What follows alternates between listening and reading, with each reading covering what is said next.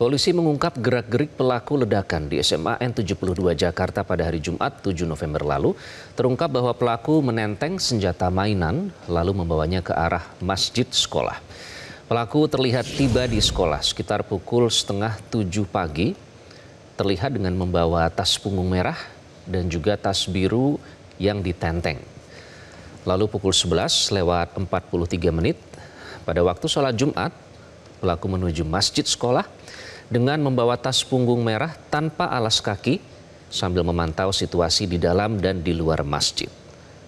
Pukul 12 lewat 5 menit, pelaku melepas baju seragamnya dan mengenakan kaos putih serta celana hitam menuju masjid sambil menenteng senjata mainan, lalu mengarahkannya ke arah masjid sekolah.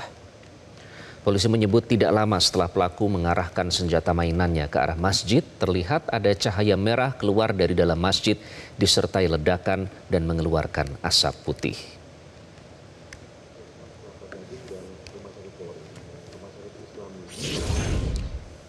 Siswa pelaku ledakan di SMA Negeri 72 Jakarta Utara disebut terinspirasi oleh sejumlah tokoh ekstremisme. Kesumat, si pelaku juga diduga menjadi penyebab siswa SMA N72 itu melakukan aksi kekerasan hingga menyebabkan jatuh korban.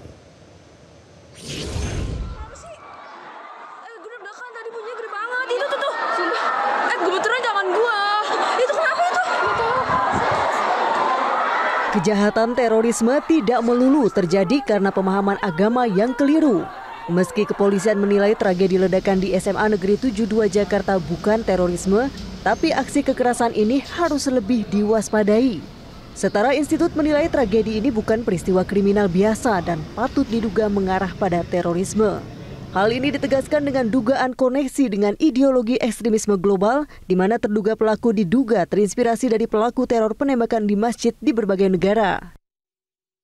Tindakan itu bukan tindakan kriminal biasa ya. Tindakan yang dilakukan oleh FN itu tindakan yang mengarah pada ideologi atau narasi ekstrim ya.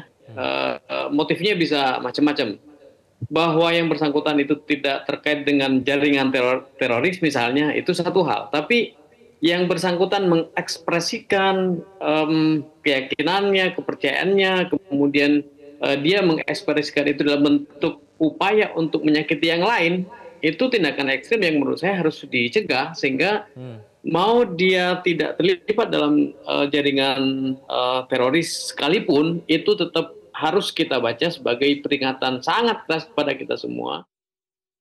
Internet dinilai bisa menjadi sarana radikalisasi berbagai ideologi yang dapat memicu seseorang melakukan kekerasan ataupun teror hingga menyebabkan jatuh korban.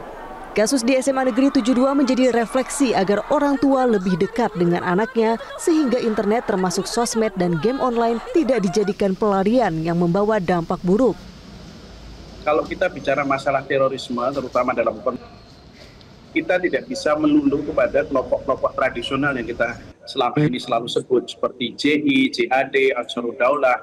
Tetapi dengan adanya internet ini kita akan, kalau menurut istilahnya Direktur FBI itu namanya salad bar of radicalization. Jadi seseorang terradikalisasi itu menyomat berbagai macam ideologi. Nah, dalam konteks ini yang menarik, dia seorang bukan kulit putih tetapi mengimajinasikan dirinya bagian dari kelompok ini gitu. Nah, kalau kita percaya bahwa yang ditulis-tulis itu betul-betul refleksi dari ideologinya, ini artinya internet, sosial media ada sebuah subculture atau bagian budaya yang membentuk identitas anak-anak kita. Tapi penting banget dunia pendidikan, terutama orang tua, pahami, mempunyai bonding yang baik dengan anak. Sehingga anak itu kalau istilahnya curhat, berdiskusi itu bisa langsung pada orang tuanya atau gurunya.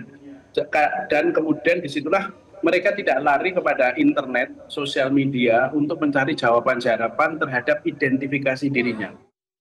Densus 88 Anti Teror Polri mengungkap siswa berinisial F itu merakit bom sendiri dengan melihat tutorial di internet. Pelaku juga kerap mengunjungi situs yang memuat video dan foto sadis. Selain itu, Densus menyebut pelaku memiliki motivasi dendam dan terinspirasi dengan 6 tokoh ekstremisme. Tim Liputan Metro TV. Jelajahi cara baru mendapatkan informasi. Download Metro TV Extend sekarang.